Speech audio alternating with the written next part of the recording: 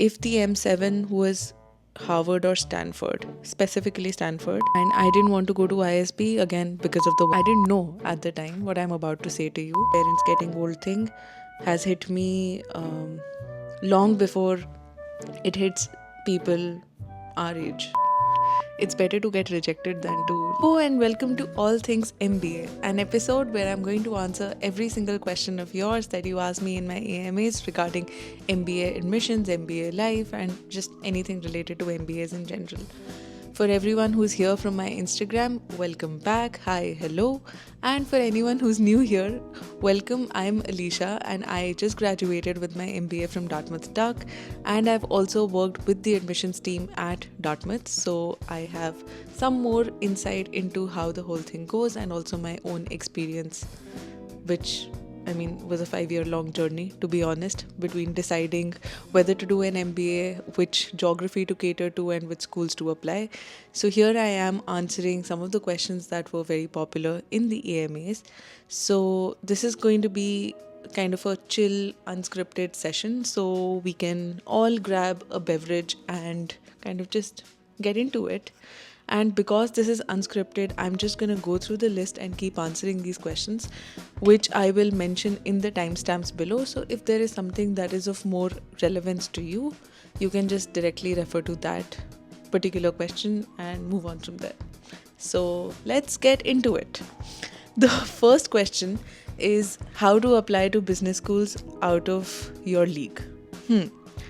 Okay, so I first want to highlight by saying that it is good to apply to business schools out of your league. It's actually one of my regrets to not apply to one particular school, which I realized much later on. And I always used to think, A, that it's way out of my league, and B, because it was out of my league, I never thought that I was interested in it. And I didn't even bother researching about it. So if you are someone who falls into this category, I would say apply to the program with a very clear intention of why you think it's important for you, why you think that program is special, and what makes you special for that particular program.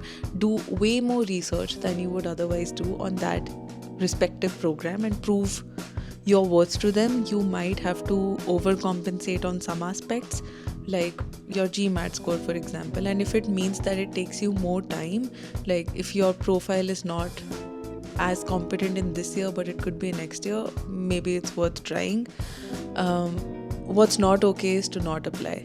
Having said that, I would obviously like to say that you should definitely apply to more programs than just the ones out of your league, and follow that whole target, reach, safety criteria for selecting the schools that you're applying to. Second question. Minimum GMAT or GRE one needs for their M7 app to be competitive. I think this is a very standard answer. If you're in an overrepresented category, so that means if you're an Indian or Chinese, specifically male applicant, you need to get at least 20 points above the school average. Having said that, I do feel to get access to certain kinds of scholarships that are available, it helps to have a competitive GMAT score, and that competitive GMAT score usually is 20 points above the school average. To find the GMAT average of a particular school, all you need to do is go on Google and search XYZ school GMAT average. And you can also type the year, so you can see a year-on-year trend. Then we have currently in first year of undergrad, what do I need to do to get into an Ivy League MBA? I mean, it's great that you're thinking this far in advance. You don't need to, but it's a good thing. And your priorities and your perspective might change over the years. So be open to that. Don't go with a fixed mindset. But some things that you can definitely do are get good grades. By good grades, I don't mean that you need to be the class topper. I definitely was not. I had a 73.6%. In my time, we used to have percentages. I had a 73.6%, I believe, as like my average for the 3 years that I was in college. And that by no means was a competitive GPA or percentage to have, but it wasn't bad. Like it wasn't like I was in the bottom 5% or 10%. So, I mean, that helped. Don't get a bad GPA, don't fail, get a decent score for sure, and try to get the best job possible for you with regards to whatever it is that you want to do after undergrad. And some more things that you can do when you start working. um, one thing specifically that you can do is to take the GMAT as soon as possible, like either in your last year of undergrad or like in the first year of working, because your score is going to be valid for 5 years. And it just helps, because when you start working, then you can focus on being the best at the job that you're doing, and also getting all the promotions that you should get. And a GMAT is not like taking your headspace, and you can focus on things that are more important. So yeah, that would be some of my advice over here. Okay, next question. This is very interesting. If you could choose M7 with full fees or a T15 with scholarship, what would you choose? So, funny story here, I did not apply to any M7s, and there is a reason for that. And the reason is that back in the day when I was considering an MBA and applying to programs, I used to be someone who was filled with extreme imposter syndrome. And I used to think that an MBA, like not even M7s, I used to think an MBA is out of my league. And I also had this in my mind that I wanted to be in a smaller program with a close-knit community in a college town, because those things seemed important to me. Having said that, if I knew then what I know now, if the M7 was Harvard or Stanford, specifically Stanford, I would just choose that instead of the T15, even if it was full scholarship. And this is my answer. It could be different for your specific situation. Because I do think that brands have certain value that goes beyond the time that it's going to take for you to repay your loan. It also depends on what is it that you want to do. Like, keeping Harvard and Stanford aside, if you want to do something in finance, like something niche or something like VCP, investment management, I would say that going to a Wharton or Columbia makes more sense than going to a T15 with scholarship. If you want to do consulting, then it's fine. Like, it doesn't matter. You're going to have a very similar outcome regardless of where you go. If you want to do tech, maybe being in a Stanford or a Berkeley is not even an M7, makes more sense. So it really depends on what is it that you want to do. What is it that what is your short-term or longer-term vision or career outcome out of your MBA?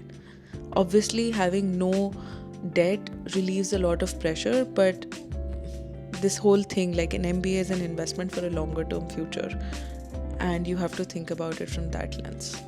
I'm gonna quickly jump in here and say that if you're enjoying this video so far, can you please hit the like button? It really helps. It makes me feel very good.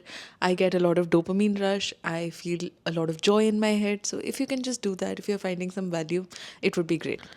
Next question. Really want to do an MBA abroad, but scared to move out of my country and my parents. This is more relatable than you think it is. I used to have, this was my biggest fear back when I was applying. Even after I graduated, I worked in a city. So I'm from Faridabad, close to Delhi, and I lived in Bangalore for a couple of months and Ahmedabad for a couple of months. And I eventually moved back to Delhi because I used to think that this is the time I want to spend at home, because when I move abroad, I am not going to be able to come home for more than a couple of weeks every year, and that is true. It used to be a big fear, and my parents are on the older side compared to general people our age. Like, I'm 29 and my mom is 68 and my dad is 73. So the whole being away from parents getting old thing has hit me long before it hits people our age. So I've been thinking about this for many years. But it is something that your parents also would want you to do. Think of it like that. Like, if you are coming abroad, you're doing it for a particular goal that you have, a vision that you have for your future, and your parents obviously want the best for you. And if you truly want to, you can make it work. Like during school, I visited India 4 times, and that's a big deal. I would just use any opportunity to go back home. And I know friends who manage to visit home, even like they don't take vacations and they go back home. I know that's not ideal, but it's a personal choice that people are making at the end of the day. I also have this plan, like going forward, to have my parents here for a couple of months every year, and I've seen so many other people do that. So there is a way to work around with things, and something that I rationalized, like something I told myself to rationalize it in my head, was that if I were living in any other city than Delhi, I would anyway be able to go like for a couple of weekends here and there. Like that's what people do. They go for a weekend or two every month. And the number of days that it gives you 20 or 40 days every year. If I can make that work in a lump sum period rather than a spread out thing, that's also fine. Like I just rationalize it like that in my head. And another thing I can tell you is that the most growth I have had in my life has been after moving over here, like after moving to the US. So it's really something that your parents would also want you to do. So you should tell yourself that. Next question. Did you ever consider INSEAD for your MBA? Yes, I did consider INSEAD for my MBA when I was not getting a very high GMAT score. Apart from that, in my head, I was very clear that I wanted to come to the US, and I wanted to do a 2-year MBA instead of a 1-year one, because I felt that in 1 year, all you're doing is recruiting, and that's like something that's a big pressure on your head. And if you are doing a 2-year program, then Abhilash is at the door. Be right back. I got my chips. Okay, so we are back. I was saying that in a 2-year MBA, in your first 6 months, if you're following a traditional path like consulting or banking, you are recruiting for the first 6 months. Then you get an internship. You go for that internship in the summer, and if you play your cards right, and if you're lucky enough, you get a full-time offer, and then you're done with recruiting. You can be very intentional about how you spend the rest of your time. In a 1-year program, that's not really possible. And sure, the ROI might be great if your outcome works out the way you want it to, like you get a job and you've only spent on a 1-year MBA, fine. But I mean, at this stage of my life, I don't care about a 5-year ROI. I care more about a 20-year ROI. I feel I was able to be way more intentional about my time and experience a lot of personal growth during my MBA because I had so much time. I don't think I would have been able to do that in 10 months, like just 10 months for my MBA. Second reason, I did not want to be in Europe. I really wanted to come to the US. There are many reasons for that, but I'll just keep it very brief right now. More money. I feel US is like where it's the center of everything. It's where things happen, and I wanted to experience that. And the third reason was that I felt that if you work in the US, there's some level of global mobility that you have. Like suddenly you get this stamp that, oh yeah, if this person has worked in US or in New York City, which I'm about to, you can like work anywhere. I don't agree with that, but I know that a lot of employers feel like that. And it's me requesting you to press that like button if you're enjoying this video so far. Now moving on to the next one. How much would an MBA cost in NYC or anywhere near NYC? Now see, this is where not scripting shows. I don't know the answer to this. All I know is that, what do you mean by how much would an MBA cost? Because are you talking about top MBA programs? Are you talking about any MBA program? I feel off the top of my head that the cost of attendance at Columbia would be between 235 to 250k, and it would be similar for NYU. Assuming you're someone who has a lot of financial aid, like your tuition is paid for, even then you would be spending at least even then you would be spending $1,600 per month in like your lifestyle expenses. Now I'm saying this because I know some of my other friends were spending that much money, and obviously you're paying rent, which is another $2,000 a month. So it depends. on where you are, what you're doing. Obviously, these numbers would be lower for a school like Yale, which is in the suburbs, but round about a top MBA is going to cost you 235 to 250k without scholarship. Why didn't you go to EU or UK for your MBA? Well, I think I kind of hinted upon this in my INSEAD answer, but the answer is lesser money, majorly, and it's more difficult to get a job over there. That's something I used to think in my head, and I think it's kind of true.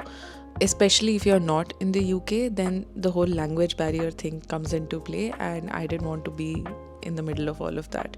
I wanted to make my journey as easier or smoother as possible after taking so much of debt. How do I finance my MBA without collateral? Interesting. So that's what I did. I took my loan from this company called Discover, but I was also evaluating Prodigy since they are the biggest player in the market. I just took it from Discover because business school like Tuck recommended Discover, so it was easier for me to do the processing, but I had already signed up with Prodigy before that, just didn't complete my application. Now these companies give you loans without collateral and they give you variable interest rates. Now what do variable interest rates mean? That your interest rate can start from whatever like the prevailing rate is in the market, but it can increase based on whatever happens to the interest rates. Like for example, I started my loan at 6.5% and it went to 12% all in the course of those 2 years of my MBA. So that's one risk that you have, but yeah, you don't have to put any collateral towards these loans. Now, next question. 5 years of experience, should I do an MBA from India or the US? Depends completely on you. What is it that you want out of this experience? I really wanted to have a global network and be exposed to more things culturally. And for me, I knew that I will go to not just US, but I knew that I will go abroad at some point of time. At the 5-year mark, the math in my head was very clear that the options for me are either ISB or going abroad, because IIMs have the average age is lower than 5 years of whatever someone with 5 years of experience would be at, 26-ish. And I didn't want to go to ISB again because of the 1-year MBA logic that I had in my head. I didn't want to be part of a 1-year MBA. And I made the choice to come to the US. And this also includes all the other reasons why I wanted to come to the US that I have mentioned before. So depends on you and your risk-taking appetite. Nothing is easy, so it's a decision that you have to make. And finally, what's the biggest mistake that you made during your application to business school? I feel my biggest mistake wasn't just in the application. It was after I got admitted, and that is to not ask for scholarship, because I had offers from 2 schools in round 1, and I didn't know at the time what I'm about to say to you, that you should negotiate if you have 2 offers. And what you should do is use the offer from the better ranked school to get some aid from the lower ranked school, and then use the aid that you get from the lower ranked school to go back to the better ranked school, and kind of do this back and forth and then make your decision. When you have all the numbers, you are in a better position to make your decision. I obviously didn't know this at that time, and I didn't do it. I didn't do anything. So if you have the chance to do it, I would highly recommend doing so. And another mistake, if I have to think about, that I made during my applications, I would say, not applying to that one school that I wish I had applied to. Even though I would have gotten rejected, it's fine, but it's better to get rejected than to live with regret of what could have been. And that's it for the questions that I have right now. I hope you found this useful. And I'm going to do a lot more of this. If you have any more questions, you can let me know in the comments and I'll make another video answering them, or I will do another AMA on my Instagram and then I can talk in more detail on YouTube. It helps to answer things over here because I feel like I'm not being timed in that 30 seconds or 1 minute mark, and I can be more free and open about whatever it is that I have to say. And thank you for listening to all of this, and thank you for trusting me, and I will see you later.